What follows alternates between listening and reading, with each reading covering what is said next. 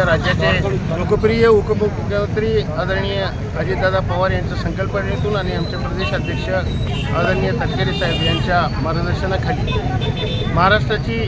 65 वर्ष संयुक्त महाराष्ट्राची 65 वर्ष पूर्ण झाली। त्या निमित्ताने या गौरवशाली महाराष्ट्राच्या इतिहासाला उजाळा देणं,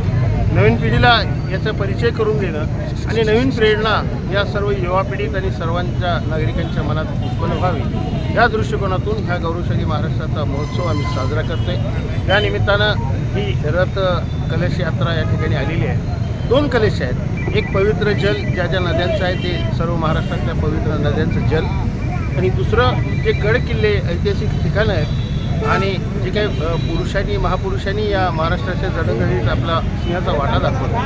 मग त्यात सर्व महापुरुषांनी आणि त्याबरोबरच राज्यात मुख्यमंत्रीपद ज्यांनी भूषवलं त्या सर्वांच्या जन्मस्थळाची मातीसुद्धा मृदासुद्धा त्या ठिकाणी आम्ही एका कलशमध्ये संकलित केलेली आहे। हे सर्व महाराष्ट्राचा हा एक इतिहास घेऊन हे रथ 1 मेला मुंबईला त्या ठिकाणी पोहोचणार आहे आणि 1 मेला त्या ठिकाणी 1, 2, 3 आणि 4 असे 4 दिवस सातत्यानं कंटिन्यू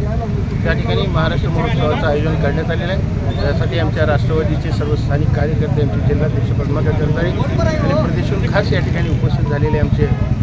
आदरणीय सरचिटणीस राज्याचे लतीफभाई तांबोळे असतील, कार्याध्यक्ष जमीलभाई असतील,